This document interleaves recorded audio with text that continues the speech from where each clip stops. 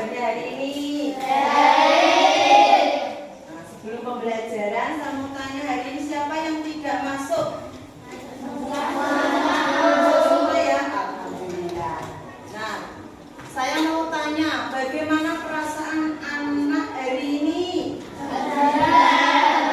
Bahagia semua? Berdoa mulai.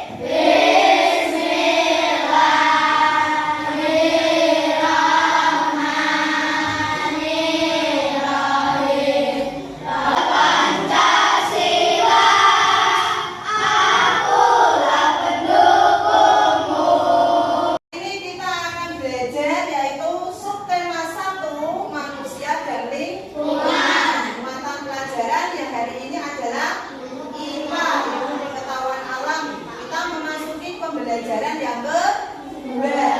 Materinya nanti kita akan belajar tentang siklus air. Masih ingat pembelajaran sebelumnya kita belajar tentang air. Air itu termasuk sumber daya ya. Ayo, sumber daya yang apa? Ayo. Apa? Tidak akan habis. Masih termasuk sumber daya alam yang dapat dibeli. Maksudnya sumber daya alam yang dapat diperbarui itu bagaimana sih? Tadi jumlahnya melimpah atau jumlahnya tidak terbatas. Kalian ketahui bahwa air merupakan sumber kehidupan. Begitu banyak manfaatnya bagi manusia saja. Makhluk hidup. Nah, air ini kalau tidak ada air apa yang akan terjadi? Bagaimana sih terbentuknya air itu? Kok tiba-tiba ada air itu bagaimana? Nah, itu nanti berkaitan yang namanya siklus air. Apa itu siklus air? Nanti saya terangkan dan kita belajar bersama. Perhatikan di sini ada gambar apa anak? Globe-nya kenapa itu? Berputar-putar. Globe itu tadi apa ya? Tiruan bola bumi ya, tiruan bumi ya. Kamu amati globe itu. Apa yang kamu amati di globe itu apa ya? Mau tahu kalau air itu? Warnanya dominannya warna apa? Biru. Masih ingat dulu kita pernah belajar IPS tentang simbol-simbol ya. Warna biru itu apa ya? Air. Menandakan sebagai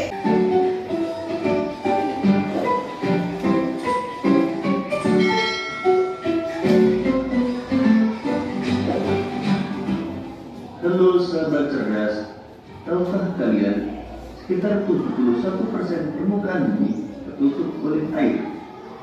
Dari jumlah tersebut, 97% merupakan air asin yang berada di laut. Sedangkan sisanya 3% merupakan air tawar.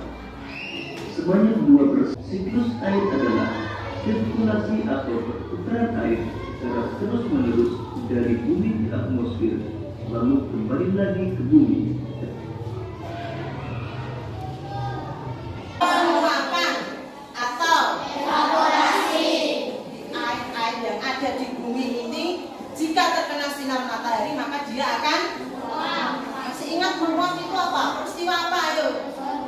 Ada perubahan zat dari air menjadi gas. Evaporasi. Komponen yang kedua yaitu atau kondensasi. Dari uap-uap ini akan lari ke atas ya. Dia akan mengumpul. Nah, kalau semakin tinggi itu kan suhu udaranya akan dingin. Uap-uap air yang mengumpul ini akan terbentuk titik-titik air. Kalau sudah banyak titik-titik airnya ini tidak bisa ditampung, maka dia akan turun hujan. Turun hujan atau nama istilahnya ini tiga alurnya yang pokok. Bagaimana secara keseluruhan? Ini adalah gambar siklus air. Bagaimana kamu lihat penjelasan dari sini? Di sini ada air sungai, ya ada air. Ini air permukaan itu bisa air sungai. danau, bisa air laut, bisa air waduk, air yang ada di permukaan. Air yang ada di permukaan ini terkena sinar matahari, maka dia akan dia akan menguap. Air yang menguap ini disebut apa tadi ya? Evaporasi. Jadi air laut, air sungai, air danau, air yang ada di permukaan bumi ini jika terkena matahari maka dia akan menguap, dinamakan evaporasi. Setelah mengalami penguapan, uap-uap ini akan naik ke atas. Di atas itu suhunya dingin. Uap-uap air ini akan mengumpul. Jika uap air ini mengumpul dan naik ke atas ini, ya dinamakan proses kondensasi. Dia akan mengalami pengembunan di atas nantinya. Ketika uap air ini berkumpul banyak, dia akan terasa berat. Awannya berubah menjadi hitam atau mendung. Kalau ini awan-awan sudah tidak bisa menampung uap air atau titik-titik air, maka dia akan turun sebagai hujan. Air yang turun sebagai hujan ini prosesnya dinamakan presipitasi. Presipitasi ini akan ada yang belum jelas dari penjelasan Bu Guru? Tidak. Coba ulangi lagi. Kelompok yang satu ini tadi hebat, suka menggambar. Jadi nanti saya jelaskan tugasnya masing-masing. Terus kemudian kelompok 3. Kelompok apa tadi? Untuk kelompok hebat, kemarin saya memetakan kalian katanya suka menggambar. Tugasnya nanti anak-anak menggambar siklus air. Kemudian yang kelompok yang kedua yaitu kelompok semangat, katanya suka menyanyi. Nanti saya tampilkan lagu yang berhubungan dengan siklus air. Kemudian yang ketiga kelompok keren. Dari kelompok semangat akan menyanyikan siklus air. Semangat menyanyikan.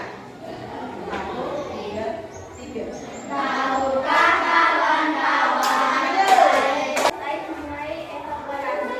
Evaporasi adalah penguapan air permukaan. Dari permukaan bumi akan naik ke udara dan membentuk awan. Sekumpulan uap air tersebut akan mengalami pengembunan. Saya ulang lagi, air tidak dapat habis karena terjadinya siklus air. Siklus air tadi dimulai dari apa ya?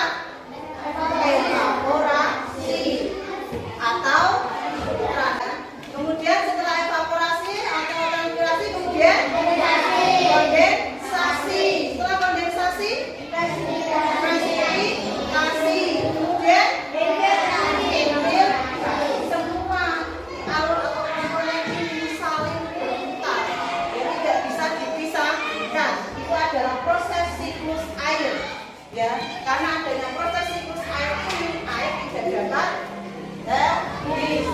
Sehingga kalian bisa memanfaatkan air dimanfaatkan oleh semua makhluk hidup. Tadi sudah disebutkan kita ini.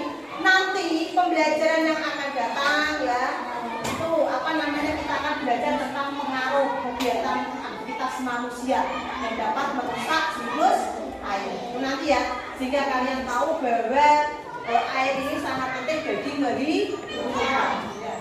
Anak-anak di sini juga ada evaluasi. Coba setelah kalian tadi sudah presentasi, sudah belajar tentang siklus air, silakan dikerjakan.